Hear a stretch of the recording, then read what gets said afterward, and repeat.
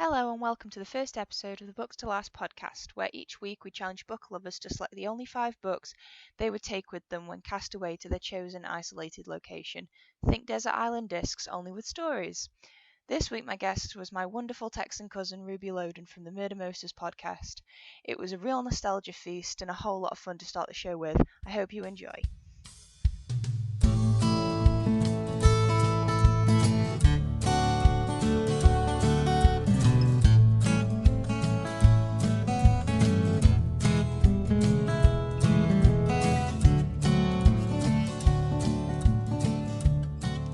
Welcome, Ruby. How are you?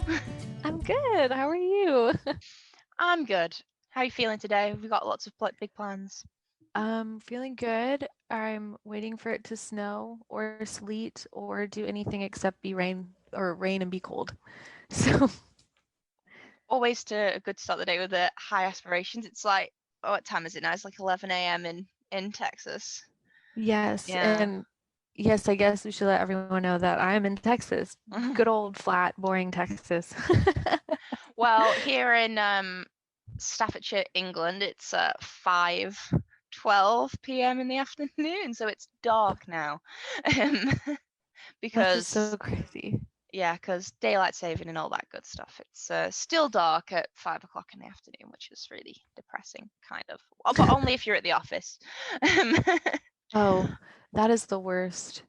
That is the worst part of daylight savings when you work in an office and by the time you leave, like the sun's going down. You're like, was I here all day? Did I Yeah, waste my day away? like you get there in the dark, you leave in the dark, you go to sleep, and you never see daylight. Pretty much. Essentially, that is winter. Gotta love it. Are you? Since it's a podcast about books, are you reading anything at the moment? Any unfinished books you need to hurry back to? Why'd you call me out like that? Yes, I'm in the middle of like 3 books because I started going back to the office and not working from home. So I have less time to read. So I'm in the middle of Midnight Sun and then in the middle of The Dams still. And then I started rereading The Fellowship of the Ring. So I'm just in the middle of that too. Wow, you got some vampire elves. Yes, which you can see my favorite genre of book right there. I have read 2 out of those 3 books, and they're the 2 I'm least proud to have read. That's not true, actually. The Damned is like a masterpiece. I did take that back. I did read all of Midnight Sun when Alex and I went to camping in Scotland last year. We were wild camping, and the one sort of luxury I let myself take was my Kindle, and I was just reading Midnight Sun because Twilight, for all of its many issues, as always, it gives me like moody forest vibes. So when we Yes. were like camped out in the middle of nowhere, it was the kind of vibe that I Was the was mood. feeling. Yeah. So I did read Midnight Sun. It's Edward's wordy. Like he's real wordy. That book is quite a bit bigger than Twilight. Oh yeah, I mean that's what I've heard. I was so excited to get it because the little just excerpt that she had for the last 12 years or whatever. See, yeah, it's just so thick because Edward's just so damn emotional. He just doesn't know how to work through his feelings and just yeah, but that's what I've read mostly about what everyone's feelings were with Midnight Sun is because Edward just doesn't know what to do with He's his so life. wordy. So many words.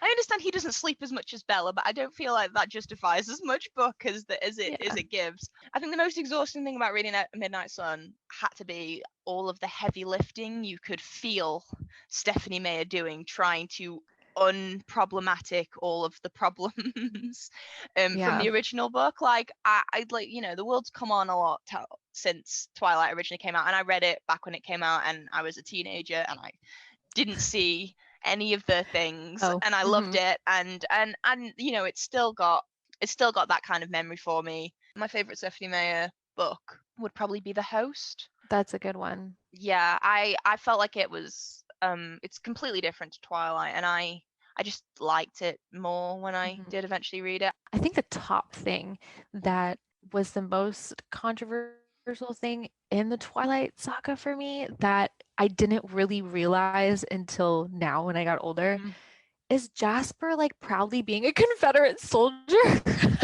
And like, oh my god, I didn't even. fact, That's not even the bit that I was thinking you were gonna say. so, okay, so well, that's my thing because shamelessly, I am in a Twilight group on Facebook called Twilight Shitposting, and that's actually one of the rules, that to not back up Jasper being a Confederate soldier, because so many people are like, oh well, I mean, no, that's a like deep cut because some people would completely gloss over that and not notice. yeah, well, and like the thing is he talks about it proudly, and it nowhere does it show or say like him ever like regretting or like feeling bad. And so people like back him up being like, well, he's like changed this and that. It's like, well, nowhere does it say that. Like nowhere does it say that he feels any differently, Read except the for the fact book. that that he was turned into a vampire during it.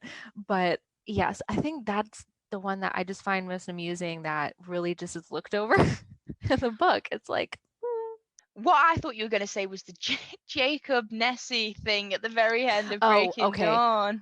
Actually, okay, But that's to a be fair, good tie. no That one is a good misses. tie. No one misses that. That's like I was uncomfortable, but I think I didn't really understand why it was Yeah, because I was like 12 or 13. I didn't know the definition of grooming. But yeah. then when I think it was only recently that like the definition of grooming is very defined now as to what it means. Hmm. And there is absolutely no part of my brain that can separate those two things as not being the same.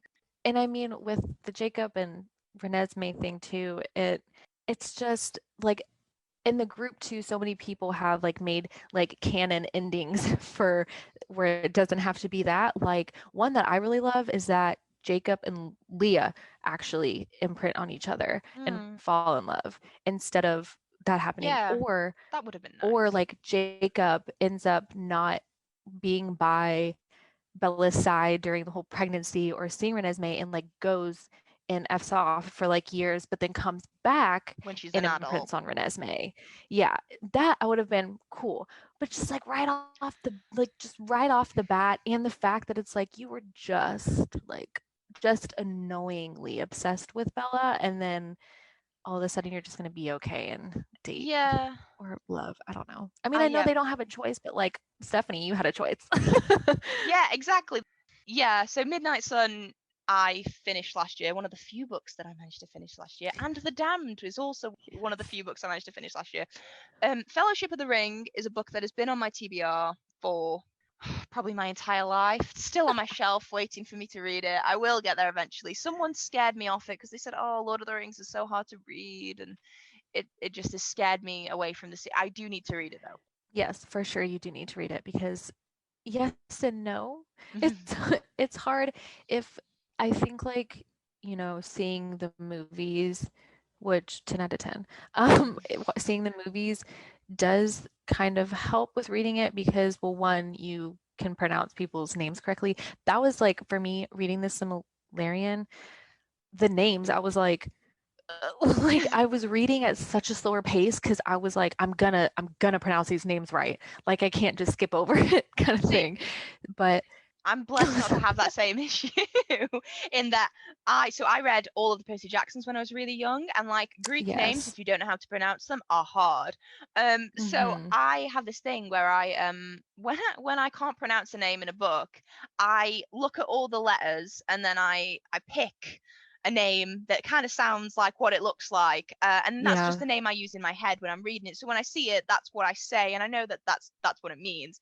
So Hephaestus, which I now know how to pronounce properly, Hephaestus and Percy Jackson for a really long time. Can't believe I'm Oh admitting this no. on like in a public round. For a really long time was hepatitis while I was reading it.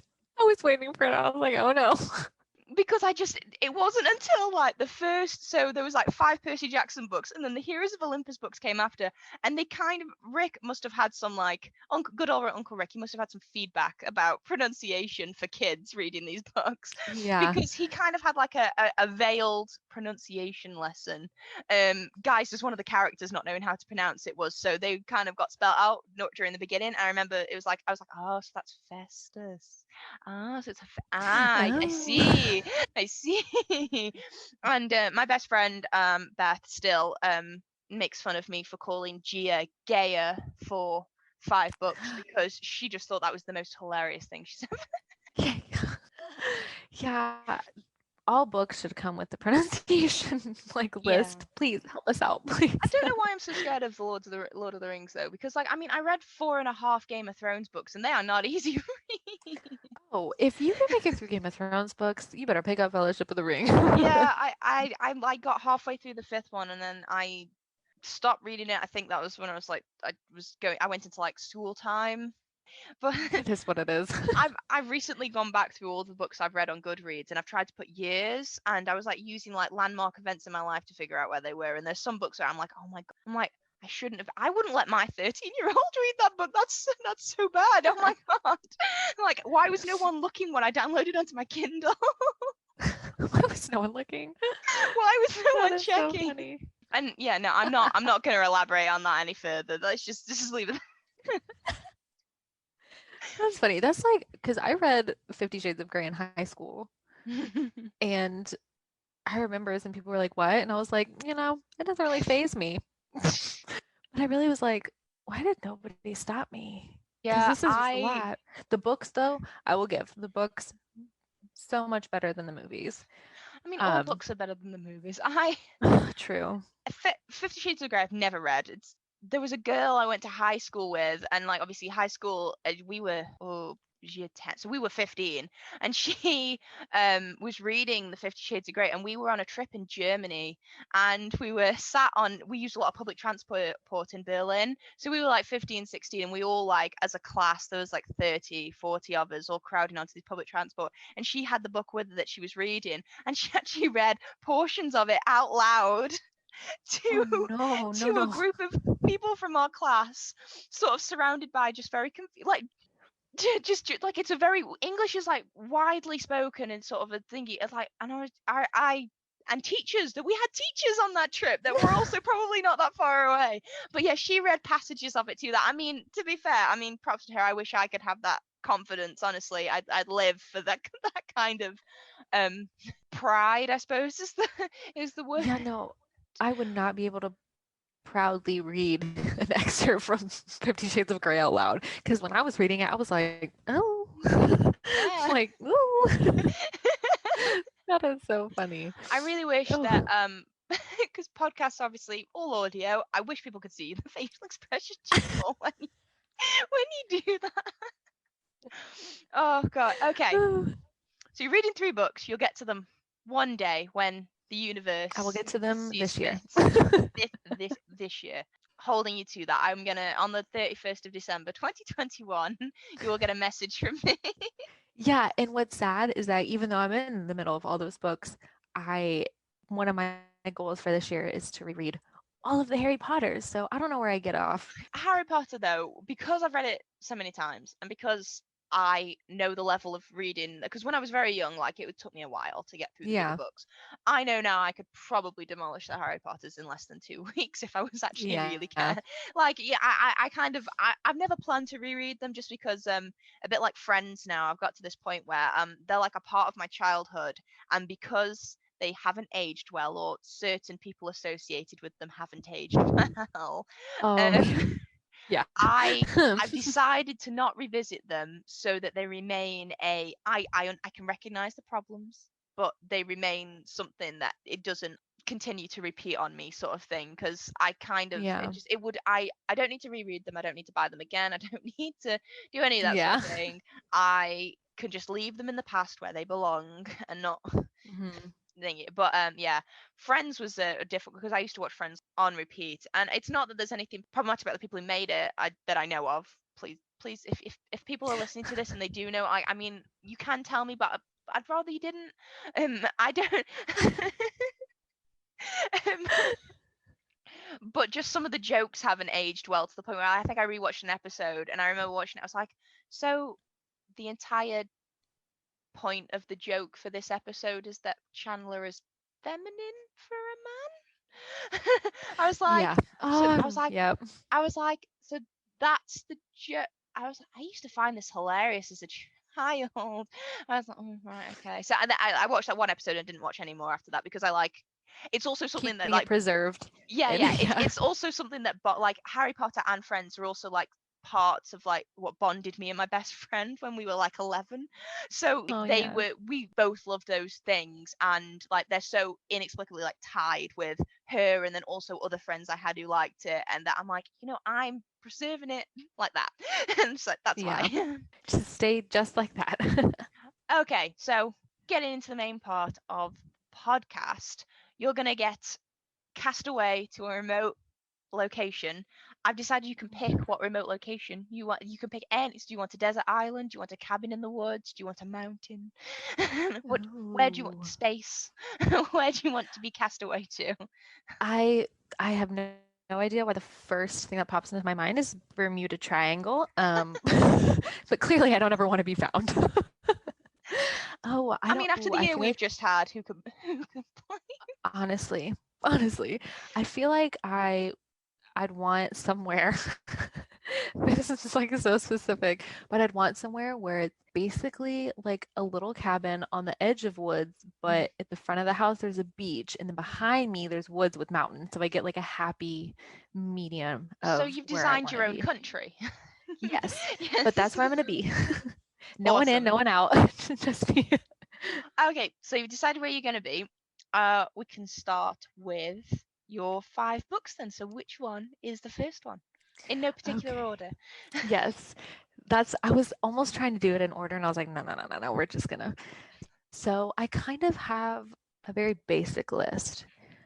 So no That's one judge no me. one. No one can judge anyone for their reading tastes. So I think the first one I would bring, I think, is The Return of the King, the third installment of the Lord of the Oh. Rings trilogy. I think for me, it's because I think that, well, one, it ties up everything in the end very well. It doesn't it doesn't have super, let me like think back. It doesn't have super bad like character deaths in it. Mhm. Um except I feel like I want to like not do spoilers, but also I'm like, okay, this has been out for like Really long time. Feel free to do yeah, spoilers. the movies and the books, like y'all had your time. Y'all had your time to see it. But except like King Theoden, obviously, but it's just I think with the book and the movie together, I just I just really love it. And I love like like Lord of the Rings just in general favorite stories of all time because I mean, I know all stories like like Harry Potter and Twilight, they made them up in their mind. So it's amazing that Mm. like someone can make up these worlds in their mind. Um, but Tolkien just like took an awful traumatic war that him and his friends experienced and made it into a beautiful story Mm. of how man takes creativity and imagination out of the world. Mm. And I think he just did such a beautiful job with it. And the fact that like the four main hobbits are based off of him and his best friends going to war and having to face this evil. The only Tolkien I've read is The Hobbit, but I did watch the movie Tolkien that they Mm-hmm. made recently, and that's a sad that was sad. It made me sad. I actually haven't watched that. It's on my list. I don't know how because I'm just so obsessed with Tolkien. But Yeah, it's the four best friends in it for me. I probably like because obviously it tells the true story. Well, it tells the story of like them and that sort of thing. It's a bit liberal with the facts, to my understanding. The Tolkien mm-hmm. Society that we have here did some fact checking that they did some publishing of. But yeah, Tolkien he's someone I should have read more of, mainly because where I live, sort of in this sort of region of the UK, he lived in Birmingham. That's where he moved from Malvern. Moved from. He lived somewhere rural to begin with, I believe, and then he moved to Birmingham. And I work in Birmingham, and I think I sent you a picture once of I was doing an inspection of a hotel, and it Yes. had a plaque outside because he'd stayed there at some point. And there's a lot of that sort of history dotted around. And I recently did a walk on the Malvern Hills, which inspired parts of the landscapes of like Tolkien as well. And we did the walk sort of early hours, and then you sort of see the mist and all that sort of descend, and Amazing. it's really like everywhere. So yeah, very good choice. That's book number 5. Just thinking, probably should do you could have probably had the full Lord of the Rings, because I know I sent you a couple rules Yeah. before we started, just for the benefit of the listeners. Um, Basically, all the guests get to pick 5 books that they take with them to their remote destination, wherever they choose to go. Um, and there's only 3 rules sort of limiting what there is. There's complete series don't count as one book. So Ruby, for instance, could not take all 7 Harry Potter books and call them one book. That doesn't count. Even like that includes sort of compilations and complete works of one book does in fact have to be just one book. Um, That's but made it Lord so of the hard. Rings is technically one book. It's 3 parts. The 3 installments are 3 parts of one book, but it's good that you picked your favorite, because I think everyone has their favorite in a series. It's always impressive when it's not the first one as well. Yeah. So, Yeah. well, yeah, that's honestly, I'm pretty sure all but one is part of a series, of, Oh, yeah, because interesting. I just, it's hard. Yeah, I would have probably done all the books from a series, but I was like, let Yeah. me just be creative and like just pick my favorite. Standalone books are difficult to sort of differentiate, because I think with series, especially if there's like 2 or 3 books set in the same world, you spend so much more time in that world connecting with the Yeah. places and the characters, that it tends to take up more space than just like one book that stands on its own usually has to be like really good or really meaningful to sort of have the same impact as like 7 books all set in the same world. So Yeah. yeah, it's an interesting one. And yeah, and the other 2 rules were that their remote location, wherever they choose, is furnished with all of the things that you could ever need to live. You don't need to be taking any manuals to buy rafts or first aid kits or any of that sort of thing. So, I mean, unless you really like reading them, you don't need to take manuals for survival or any of that sort of thing. You're not going to want to leave this place. It's got all your favorite food, all your favorite stuff. You can only take 5 books though. That's the one rule, the one limit. And yes, any genre. So if you love nonfiction or poetry or anything else, then all of that sort of thing counts. So it doesn't all have to be novels. Although I'm gonna venture a guess. I've told Ruby I haven't done my list of 5, but I would venture that all 5 of mine would probably be novels. um. So yeah, Yeah. probably. So yeah. Anyway, moving on to your second, fourth, whichever way we're counting it, book. Second book. So my so my next one, drum roll please, is The Hobbit. So, okay, The Hobbit in particular, because so it was obviously the first one that I read out of the whole little Tolkien series. Yeah. Um, but it pretty much obviously changed my life. So my mom, like The Hobbit, I mean, oh my gosh, I don't remember how old she was when she read it, but it changed her life too. It so the thing, what really gets me is that I feel like people who've seen the movies of like The Hobbit wouldn't want to give the book a chance, because honestly, they really just tried to capitalize off of making it 3 movies and it sucked. And I'm a huge person who will defend Lord of the Rings, Hobbit, Tolkien, whatever, till the day I It die. is a less than 300-page book. How they made that into 3 hour-long movies is like beyond my comprehension.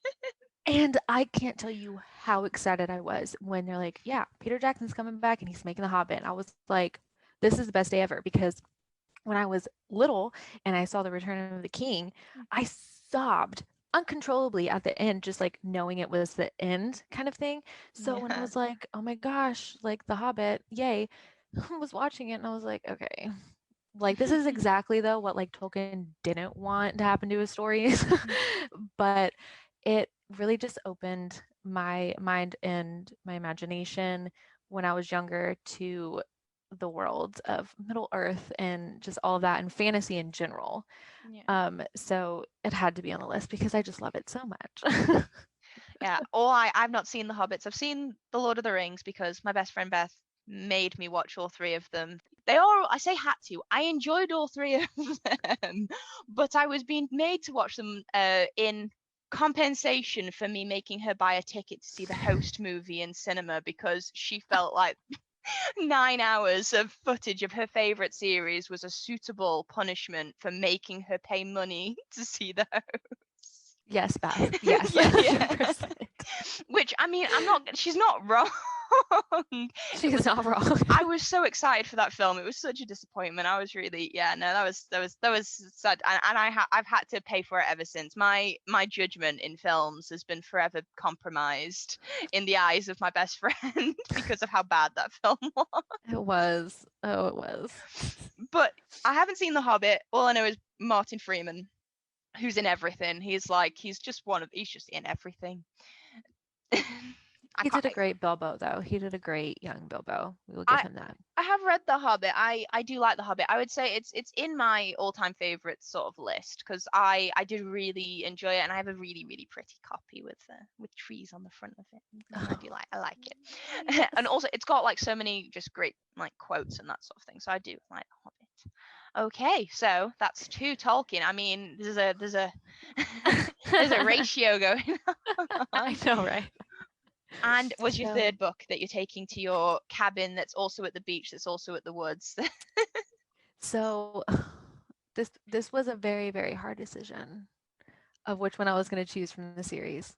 I feel like you know what's coming. But I chose Harry Potter and the Deathly Hallows. Oh my, I can't believe you chose. Okay, go on. Yeah, give your reasons.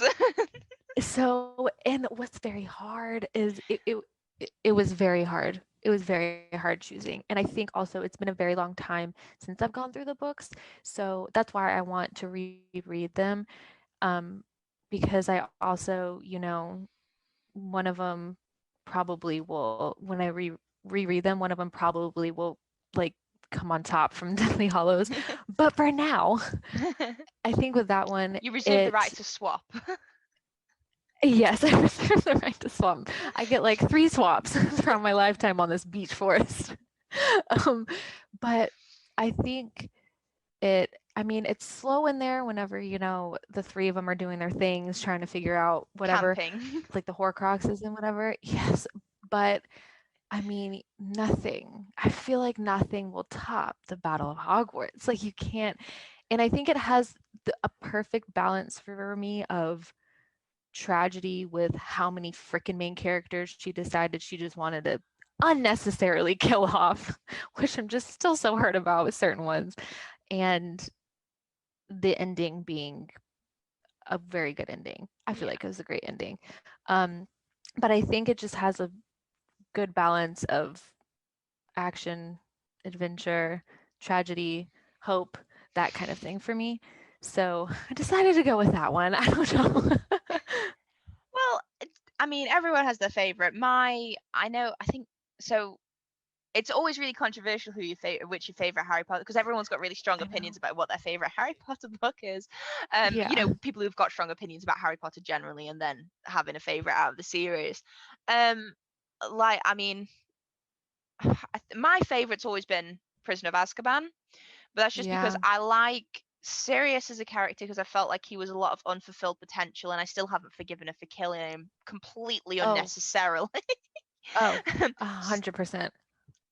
But like there was that, but the first time I read them, I remember I was reading it at my nan's house, and I was lay on the sofa, and I got to the end and I read the last page, and there's like a joke that Harry makes at the end where like the Dursleys have come to pick him up from the platform 9 3/4, and he's like holding a letter that Sirius sent him on the train that he'd been reading over and over, because Sirius was like, oh, you could come live with me, when my name's cleared and all that sort of thing, and he's all happy. And Mr. Dursley's like, who's that letter from? Like, who's writing to you? As they are, because they're awful people. Child nurses. Yep.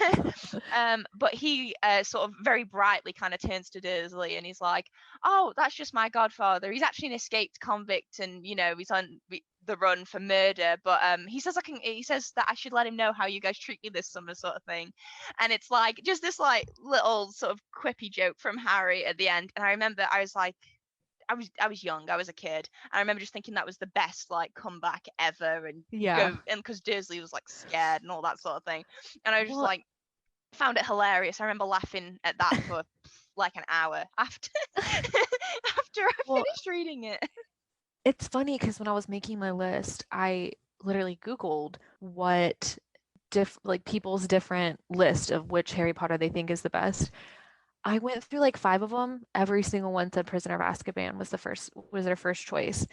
And which, I mean, yeah, it's I up have a there. So who theory. knows, when I reread, it may be my little switcheroo, but I have a theory about why Prisoner of Azkaban is most people's favorites, even if they haven't read them for a while, and it's because it's the only one Voldemort's not really in.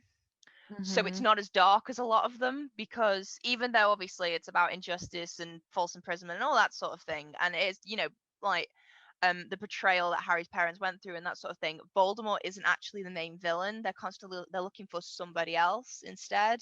And I think Yeah. because of that, it's not quite as dark, and it's like the last book before things get like bad. Like the Triwizard Tournament And that's happens what and things like get dark.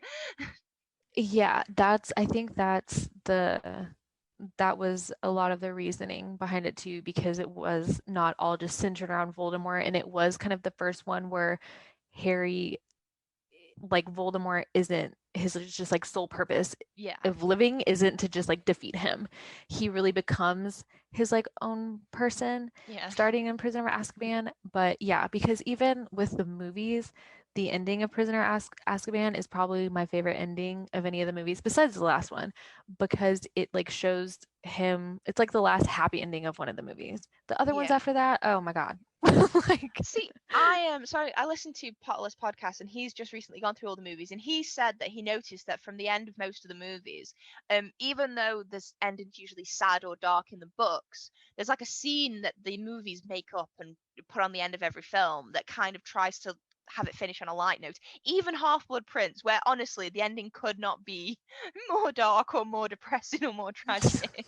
yeah. They still had this little scene with Harry and Hermione in a tower talking about how things must get better, and it's like, well, no, Yeah. wrong. You're like, no, They're gonna get a not lot yet. worse. Yeah, but it's a good one. God, I haven't watched the films in forever. I've Um, watched them way too much. I think My you thing watched them is like because five they've times been last year, start to finish. probably more. Yeah, They're just the times honestly. you told me about. Well, and to be fair, and I think well, one, they're like top of my list for comfort movies, and the same with Zach. Zach, Yeah, one of the biggest Harry Potter fans that I know, which I love and appreciate because I can be a nerd about it. But they're comfort movies for him too. So yeah, if we had like long days at work, if we didn't have a great week, if we just have nothing else we want to put on, we mhm, literally will just be like, okay, which one would we want to watch? And then we just put it on. yeah. And When things get difficult, it's nice to retreat back to like familiar, and yeah, it's something that the I mean I was like, I mean, last year I did a complete rewatch of RuPaul's Drag Race from start to finish because it makes me happy and it made me think that maybe the world might get better one day. yeah. um And also because of the holidays, like starting Halloween on TV, they've just had Harry Potter marathons yeah. almost every weekend. So I just put it on. Oh, Just like, they okay, have like whatever. ritual Harry Potter marathons on like all of the on British TV like all the time. The channels just like Yes. pass it around as to whose turn it is this time. They should have just like one specific Channel Harry that just Potter does them from channel start where to on finish. loop, start to finish every day. I love that. I Oh, would have it on all the time. that'd be great. And Warner Brothers will probably just do that. They'll probably just buy a channel and then they'll just do that. um Yeah, probably. Interesting, because you say that about Deathly Hallows, because that's your choice. You were on about the ending. Do you mean like the ending or the epilogue?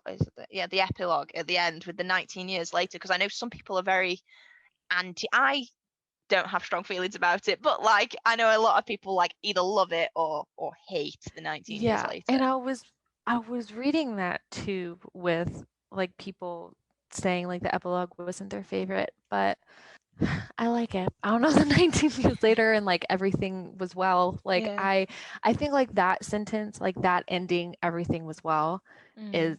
is just is like perfect for me because well not well it hits me personally, Yeah. and I think for all three of them, because finally Mm. everything was well. Because like I mean, starting from when they started at Hogwarts, everything was not well. Like everything Yeah. just like hit the fan way too much.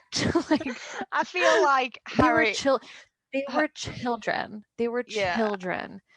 Like, I feel like Hermione and Ron like got to the end of the whole thing. We're just like, next time we meet a new kid at school, we're gonna ask for some terms and conditions, and we want it up front what we're getting ourselves in for, because this was not it. exactly. But, and two, like, whenever Zach and I were having one of our mini marathons in the last few weeks, he was like asking me like the age of like in each movie, like how old they were. And I'm just like with Goblet of Fire, he was 13, right? Like imagine being 14. 14. Imagine being 14 and Yeah. like seeing one of your friends get killed in front of you, having this strange, scary looking man wanting to just kill you because you're in his way of greatness. Yeah. Like, but being 13, having to deal with all of that. And like just they were just kids. Like that's what gives me, like the older I get, the more I'm just like, how effed. Like Yeah. we're just kids. And especially too, again, like there's going to be spoilers in this conversation, but you've had your time to read and watch these movies.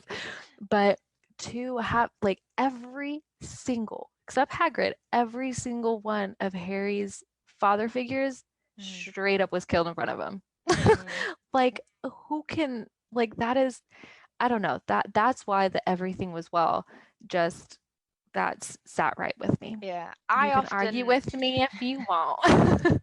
I would never dream of it. To be honest, this is like for all, because I mean, I listen to I'll try again. I read a lot of sort of young adult stuff where like the protagonist is like, 16, or they're in their teen years, and I've read a lot of it since I was that age and since before I was that age, and it's really strange because like when I was younger than them or similar or a contemporary age of them, I remember reading it and thinking, yeah, that's like, go you, why are people treating you like kids on the rare occasion that they do treat you like kids? You're an adult. And I mean, I've been an adult since I was 12 years old. So I come from a very much like, no, I've been a grown up for a while. I know what I'm doing. Sort of perspective. So I got to that point, and then since I've gotten older, like as soon as I passed like 18 and then 19 and then now I'm 20 in nondescript 20s, when they're like, I'm 16 and I'm old enough to do this by myself, I'm like, no, you're not. Just go back home. Go home. This is Yeah, you're like, somebody no, no, no. else's side. What are you doing? I was like, you are an actual child. And I just sort of like, I'm like, oh, I see it now. I see it. I see why these books appeal to people who are the same age as the people who are in them. Yeah. Yeah, always a fun one. Although Yeah. I recently reread some parts of like The Mortal Instruments by Cassandra Oh. Clare. And when I reread them, I always think, so American teenagers seem older than British teenagers, and like that's on TV and books and everything. I remember I was watching Project Runway once, and they said one of the models was 16 years old, and I was 17 at the time, and I remember looking at the model and going, she is not 16 years old. Like there is absolutely no way, but she was. And I just find that with like a lot of, it just feels like being 16 in America is a lot older than being 16 in England, or even 14, because I just feel, I mean, you guys are allowed to drive so much sooner than we are as well, and maybe there's like an independence thing from that. But I just like, when I read like American young adult novels, I always feel like they start when they're like 14 or 15, and the stuff they're doing, I was like, oh my god, I was not, and I mean, I'm not going to go into specifics, but it's like 14, really? Yeah. And Yeah. it's just, I mean, that could just be me, but like I remember No, I rereading some of agree. like Yeah. Mortal Instruments and just being like, I'm having to remind myself that like Jason Clary in this first few books are like, she turned 16 in the first one, and sort of trying to match that up with my own, with like my perceptions now. But yeah, okay, so done. First three, we've got Return of the King, Hobbit, both by J.R.R. Tolkien, and Harry Potter and the Deathly Hallows by J.K. Rowling. Now, usually I would probably ask you to tell us a bit about the book, but I feel like most people listening should really know about the No, that's plot why and my list general gist. is very, like I said, very basic and very like you've either seen Accessible the is movie or seen the book or read the book. Yeah. use accessible. Accessible is a it's not basic. We can't just that it's not. Because they're classics. We can't insult them like that. Okay. So what's the fourth book? This one is outside of the normal genre of my list. A classic, Pride and Prejudice. Oh, I'm Oh, glad this made it yes. onto your list. Pride and Prejudice was the Oh, yes. I think it was the first classic book that I read and just fell in love with for my English class. I read it in like 3 days. Um, it was no. Why is it your favorite? Why is it going on the list? Why are you taking it to your cabin? It's just a staple. And it's, I mean, I don't know. Also, like the older, it's again, it's one I need to like reread because I mean, because like you, like I read so much childhood and then middle school, high school, and then getting to college, and then even like adulthood. College, they make you read things that you don't have time for free reading, and then you get a job, and then you just have no time. So a lot of these, like I really need to reread, but Pride and Prejudice just it's just the perfect little love. Well, okay, well, let's be real. We shouldn't fall for people who insult us in our family, but but that's neither here or there. But it's just like a perfect love story of just to just not judge people and have prejudices Mm. towards people, and having two people who came from very different lives Mm. but being so stubborn and similar, and just take that veil off in front of your face. Just because this person is rich and more successful does not mean that you are not, what's the word I'm looking for, you are not worthy of their love.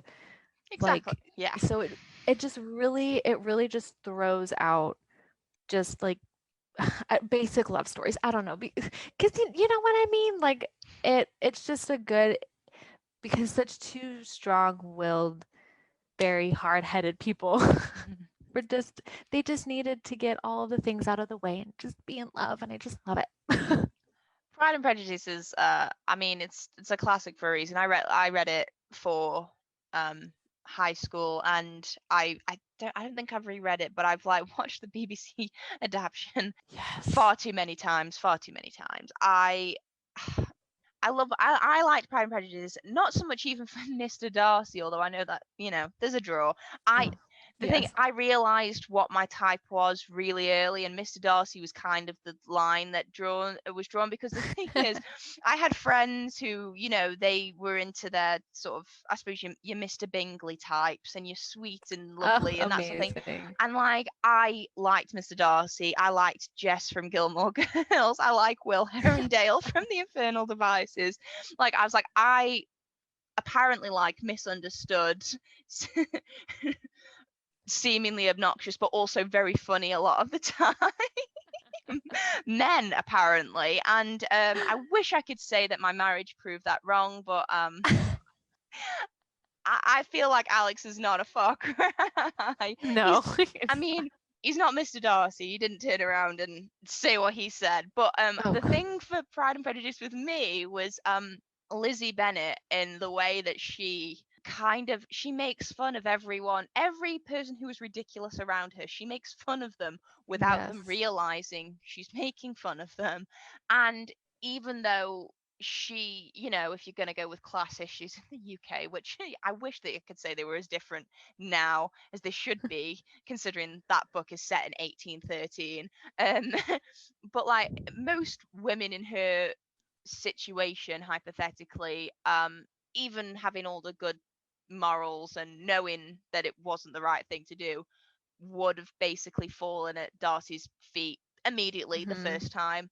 And the fact that she never felt like she should do something because everyone thought she should do it was Yes. a very empowering message for me to hear at the time, because when you're young, you especially, I mean, personally, there was a lot of pressures from all sort of sides about what you should be and what you ought to be and what you Hmm. need to think. And I mean, The Place I Live. I won't I won't name it here. I'll probably name it at some point in the future. But The Place I Live is basically stuck in the 70s, and and just having that sort of feminist message. I mean, Jane Austen was so far up in front of her time. Yes. Oh my gosh. And I think like 100% everything you just said is another reason why I love Pride and Prejudice, because it was, I mean, even seeing all of her sisters just being like, Richmond, this, like, we need to do this. And her freaking mom, oh my gosh, Mrs. Bennet she's giving me a heart attack reading and watching.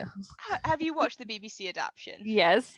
Okay, so the woman who plays the actress who plays her mother in the BBC adaptation is a fantastic British actress whose name I can't remember at the moment, but she is in a show called Gavin and Stacey in the UK, which is like really big, and she's a mother in that as well. And I saw Gavin and Stacey before I saw the BBC adaptation, and she's called Pamela in Gavin and Stacey, and I'll never ever be able to unsee her as that character.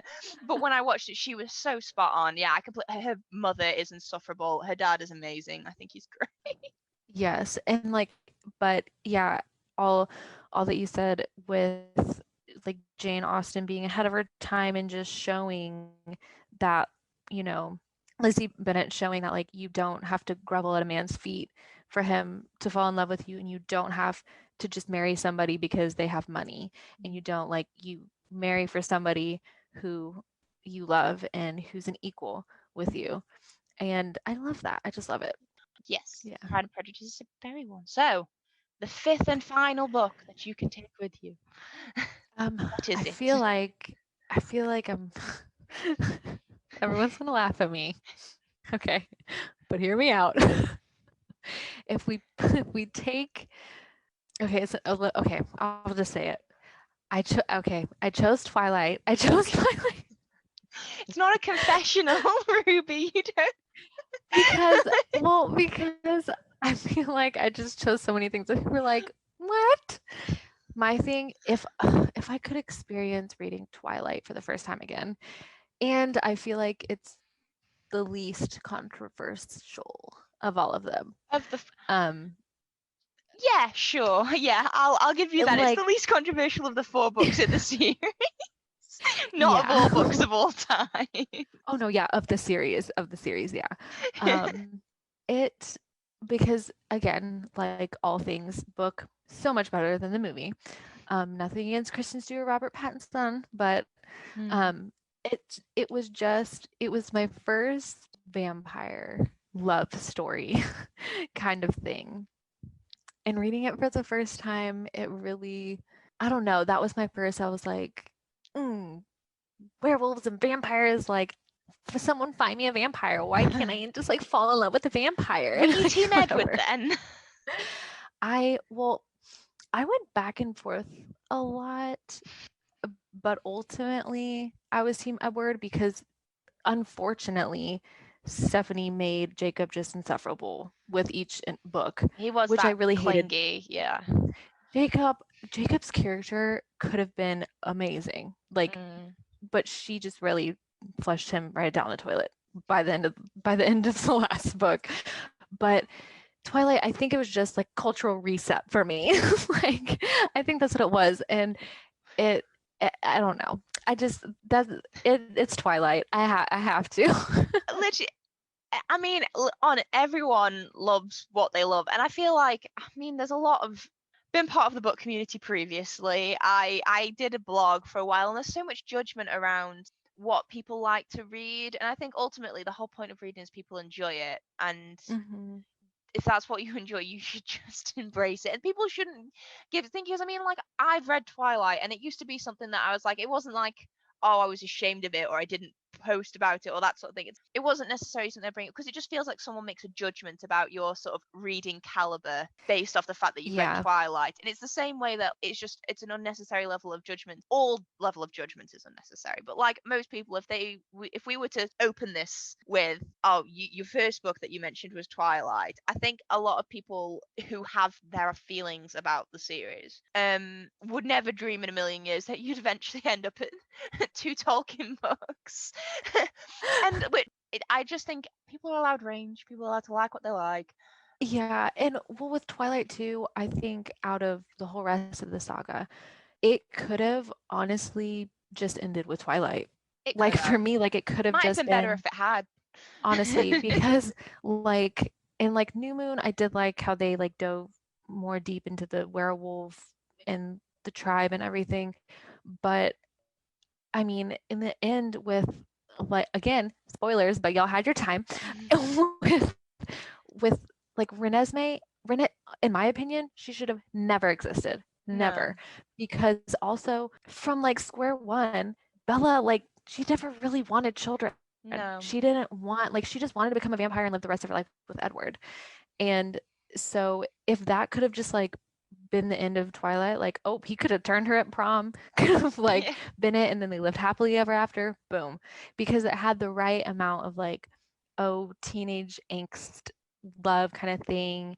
They they couldn't figure each other out, so it brought them closer, made them fall in love, and then James and Victoria and then like that happened. So there was Yeah. like that action of like showing like that like Edward was like, okay, this human, like she's with me now, like I have to protect her, I love her, whatever. Mm. And then they could have just lived happily and like ever after that and not gone through all the rest of the stuff.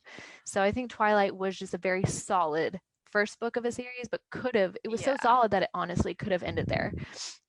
See, But it's because Twilight, when I first read it, I think I'd seen the first three films before I ever read the books. mm, My favorite character from Twilight's always been Rosalie, though, because mm-hmm. Rosalie is a she had so much sort of potential. I suppose I like the potential of Rosalie the character rather than the execution of Rosalie the character. um, That's what almost everyone in that Facebook group that I'm in, almost everyone says. They're like, she really just did her dirty because she had, I mean, especially like the revenge plot that she had against the men who mm, like just did her dirty, like chef's kiss. Amazing. It she really was just shitty that she was just like, oh, Rosalie, yeah, yeah, yeah. She was just created so that Edward would have someone, but then Edward rejected her, so now she's just mad all the time.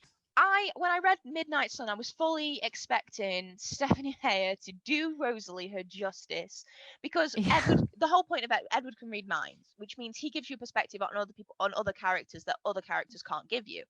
And she just continues to shit, basically, excuse my language, but she continues to shit on Rosalie the whole way through the Yeah. book. And she basically just reduces her down to a dumb blonde bimbo who only cares about how she looks. And I'm like, after everything that that Mhm. woman's been through, the era she lived through and found, well, tried to survive and failed, it's like, Mhm. no, there would be so much more to her than that. And she wouldn't just dislike Bella because, oh, Edward didn't find Rosalie attractive, and that's fine, but now he finds Bella attractive, and that makes it a problem. It's just like the angle of her disliking Bella because Bella had all this stuff that was taken away from her was so much more interesting, and it could have been dug into so much more. And she's just like a completely unfulfilled character, and I just felt like Midnight Sun doubled down on that. It really irritated. That was the my Yeah. biggest takeaway from the book, is it just doubled down on that. And I was like, Yeah. that's not the choice I would have made, because yeah, such an interesting character. And also her and Emmett's relationship is really interesting, and they do a little bit of digging into that in Midnight Sun, but because they're such fundamentally different people, but Yeah. they both supply something that the other person needs. It's just they were more interesting as a couple than they were given credit for. And I she's still my favorite character. And I mean, I don't like Bella, but that's for many reasons. N- Bella, I still don't hate her as much as Bryony from Atonement. I don't know if you've ever watched have you watched Atonement? No, but it's on my list. I can't believe I um, haven't watched it.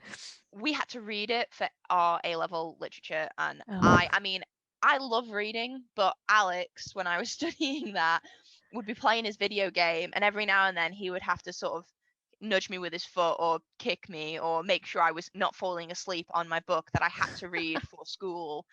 Because not only was at its best it was boring, at its best it was completely brain-numbingly boring. At its worst, it made me so angry I wanted to shred it into confetti, because I suppose maybe that makes it a good book. I don't know. But Bryony is the worst character. I will fight me on it. She is the worst protagonist in all books ever. Even books I've not read. I'm gonna have to read it. If you watch the film, you'll get a decent flavor for why she's the worst character. You don't have to subject yourself to the film to the book. Shouldn't say that on a podcast about books, but so Yeah. summary of the books that you chose. Do you want to list them all for us? Yes. So okay, so we have The Return of the King, The Hobbit, Harry Potter, Deathly Hallows, Pride and Prejudice, and Twilight. I just feel as a whole they're very strong books. And they're books you'd be happy to reread over and over in your cabin. Over and over again. I do have like some honorable mentions, but also like, okay, so I have like two different like categories, with like one category being shows or movies that I've watched that I really, really, really want to read the book, but like the books are just huge. Like for example, Outlander. Every book's like 900 pages. I knew you were going to say it. I knew this was what you were going to say. The show, if I could rewatch the first season of Outlander for the first time again, I would literally sell my left leg because it was amazing. I mean, after that, the seasons kind of went down. But my mom, she met the author when she went to Scotland. She's read every single book. Like, she loved Outlander. So I really, one of these days, maybe when I'm in like a retirement home and I have nothing else to do with my life, I will read Outlander. But there's that. I haven't read any of Game of Thrones books, but I am a diehard Game of Thrones fan. So I really want to read those. The Handmaid's Tale, just incredible show, but like I haven't read the books and I really want to do that. So I have like that list of like books that like I want to read from. Books you know you're gonna love, but you've just not had chance to fall in love with them yet. Exactly. And then my other list is like honorable mentions of things that like I have read, like every single Nicholas Sparks book. I couldn't really choose which one of those I would do, so I was like, let me just not bring any of them. Every other Tolkien book, I couldn't choose all the Tolkien books. All the other Harry Potters, I couldn't do. As controversial as it is, 13 Reasons Why, because it was big for me when I was in middle school and I read it, because middle school was a very, very dark time for me. And so reading it, the dramatic young self that I was like, these are my 13 people if I was going to off myself. Like, I think it was, for me, it was just very like, it made me feel like the things that I was feeling, this is taking a dark turn, like the things I was feeling in middle school, it made me think like, oh, like the things this person is making me feel, I'm not just being sensitive or dramatic about it. Like, I don't know. I obviously was like, it was just a time for me, but it was a very good book to show of like how people treat other people matters. Like, it's not like the things you say to them, the little things that people do to you that they think is just, oh, like it's a joke, but like, no, like people are human beings. They feel things, the things you say to them, watch it. Like the things you do to them, watch it. Is it as like, I haven't seen the show. I specifically didn't watch the show. You know my reasons. Yes.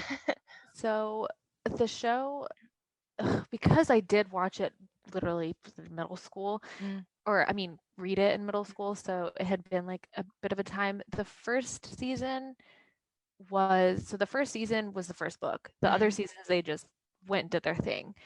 The first season, it was very much like the book. It obviously went a little harder with certain things, and I was not 100% ready for them to actually like show her like doing that for me. Like, I was like, oh, okay, that was like a lot for me. But I know since then I think they've like taken that scene out. Yeah, they've edited it. Yeah, because I was watching it like, am I really watching this right now? Like, I was not prepared. But it was very close to the first one. So the first season was like very good. The rest of the seasons were just like dumpster fires. I did watch them, and I still, I mean, I love the show because it does extreme touching on subjects that a lot of people don't talk about. So that's why I'm very like, oh, because it is like very extreme with it. but it was like a very good show, and the first season was close to the book, so Yeah. couldn't be too mad. I mean, another honorable mention is one that like I actually have never met someone else who's read it, but it's called Everlost. And I have never met anyone else who's read it, so I've never talked to anybody about it. But it's a sad one too, but it's also just very unique and interesting. Like I wish they would make a show about it. But it's basically these two kids, like a brother and sister. The brother and sister get in a car accident and they die, but their stuck children are stuck in, I'm pretty sure, because again, I think I was in middle school when I read it, but a place called Everlost. And it's Oh. basically this like middle limbo between, heaven and hell that children who die go to. And there's, yeah, and so it's basically almost like The Lost Boys, but with children who have passed away. And there's like evil spirits, and there's certain places on earth that like are so, like where I'm sitting, it could be this like light spot, but around me are these dark spots, in that if you stand on it for too long, this like thing just takes your soul basically, and then Jesus. yeah. So, but it's like very, like it's sad, but then it's just like a very interesting book, because the purpose, like you're trying to find your way to cross over. And so it's a very interesting book, but Oh. there's a lot of action and fun stuff in it. But I've never met, I don't know how I just like found it when I was younger and read it, but I've never met anyone else who's read it. So There if are anyone's books. read it, please reach out to me. So you can talk about Everlost by. Yes. Do you remember the author? Um, it's Neil Shusterman. So Everlost by Neil Shusterman. Maybe you should start a Facebook group for fans of the book. Help. And then they'll find you. Exactly. Hopefully. But okay, yeah, it came out in 2006. Oh, wait, it's a trilogy? Wait, this is the first in the Skinjacker trilogy. That's what the evil things are called, Skinjackers. Oh, It's a well, now I okay. gotta Well, go find the next two books, and there's Ru- more books to read this year. What? Oh my gosh, I didn't know that. Well, there's always too many books to be reading. really though. Yeah. Well, I Okay. actually have a question for you. Oh, go ahead. It's gonna make you think, because since you're gonna interview all these fun people with their books, so my question: if you could experience reading one book for the first time again, what would that book Well, be? you can't do that to me on the spot. With you had preparation time.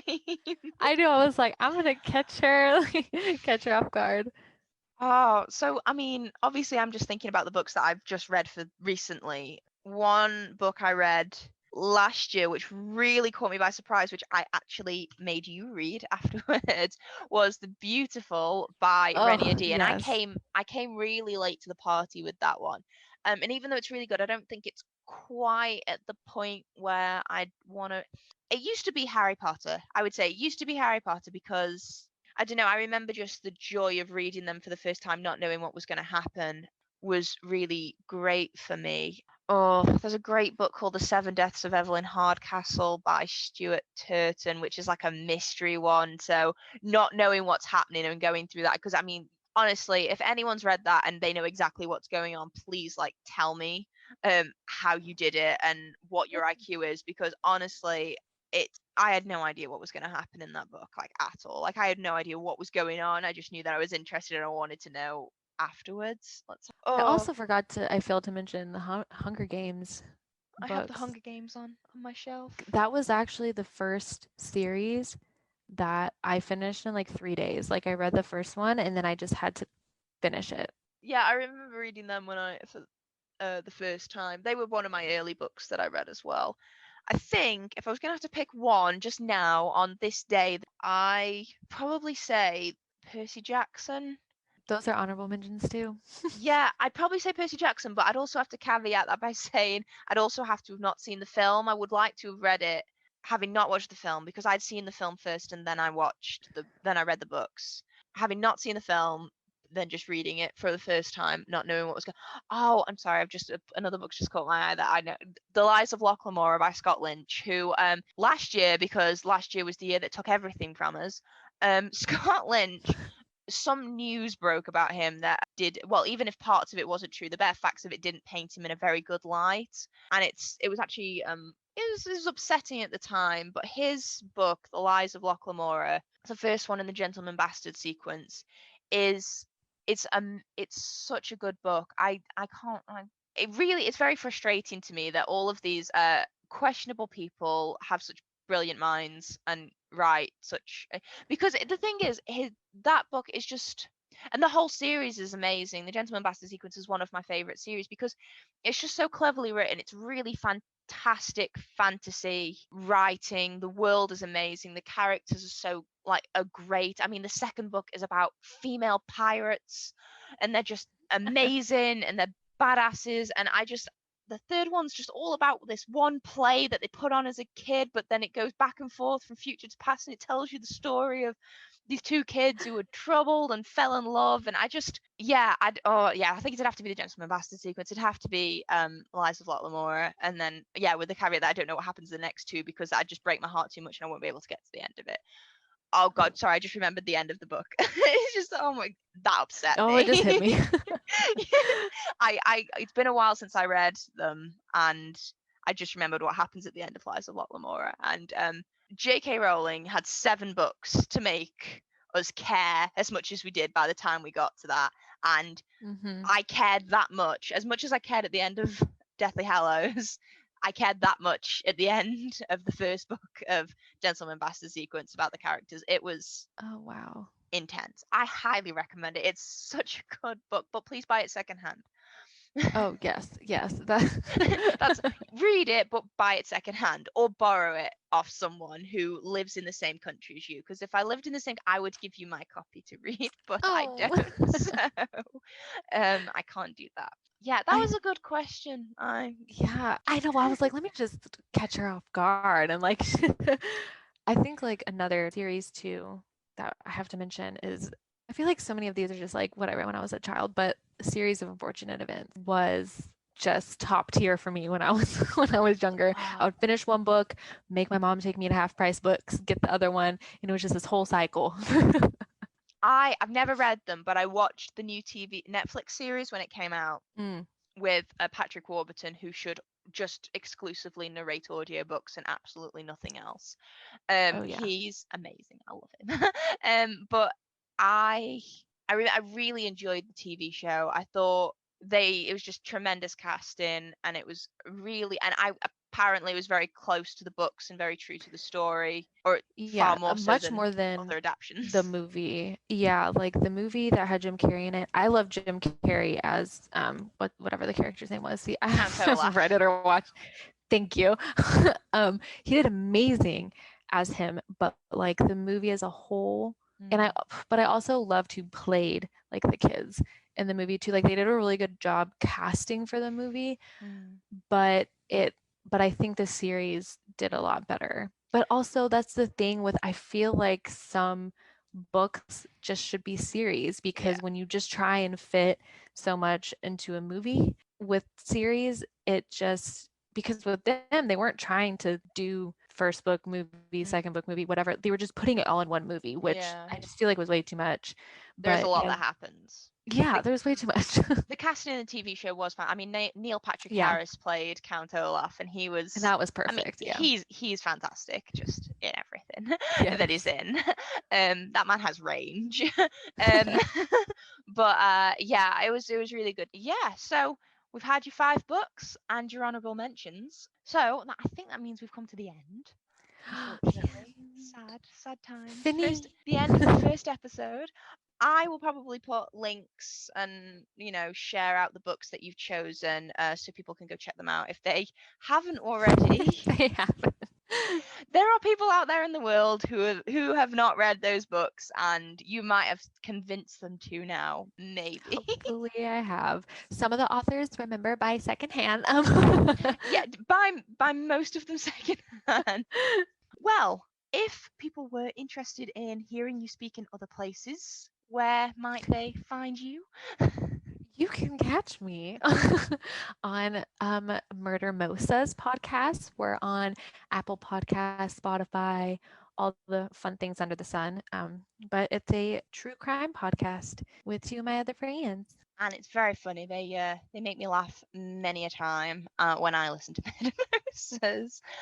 Excellent. Well, if anybody else likes what they've heard so far, they can follow this also on all the podcast providers once I figure out how you actually get added to their directory. I've got to get to that bit. I will though. I'm determined. Excellent. So thank you for listening, and until next time, bye. Bye.